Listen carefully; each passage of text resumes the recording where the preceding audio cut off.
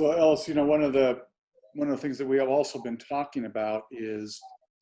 that, and again, really highlighted by the pandemic,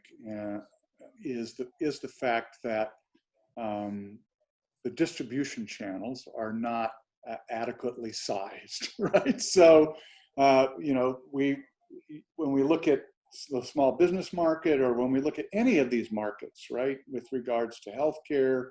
with regards to affordable housing, the distribution channel that it was represented by the CDFI industry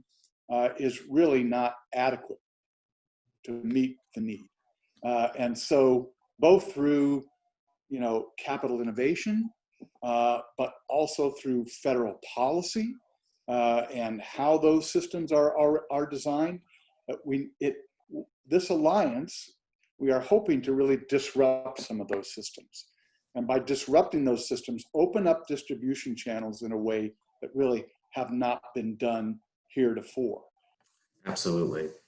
So as we think about distribution channels, I can't, and how we can help facilitate through the alliance, the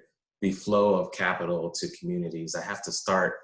or reflect back to the values-based work that both CDC Small Business Finance and Capital Impact does, because really it is at the core of why this is such an exciting proposition, because CDC Small Business Finance and Capital Impact see the world the same way, in which we want to make sure that equity and justice are really at the center of all of our work, inclusive of how we work with others. And so that means that we want to create a distribution channel that is fair and equitable and has just economics built into it, so that all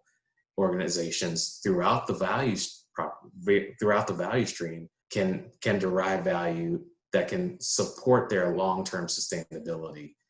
And what that ultimately is going to enable us to do is to take shared and appropriate risk across the country and investing in new concepts and strategies that we can then utilize to scale broadly across the country with other mission-based organizations, and supporting Kurt's earlier point around using that information and data to influence public policy at scale. And so that is something that we're really excited about, that opportunity. Again, having a distribution mechanism that has everyone included in the conversation, and adding, whether it's business supports and business advising, to capital investment, both debt and equity, and then also investable opportunities for institutional investment. And so we are extremely excited about this opportunity and think that it is truly disruptive in a good way to our current environment. So I love, the values, aspect of the work that we are going to do together, and this is something that resonates deeply with me, and that is this value proposition where we don't leave our values at home and when we go about doing this work, but that our values are first and foremost up front in terms of how we do this business and how we achieve this scale. I think is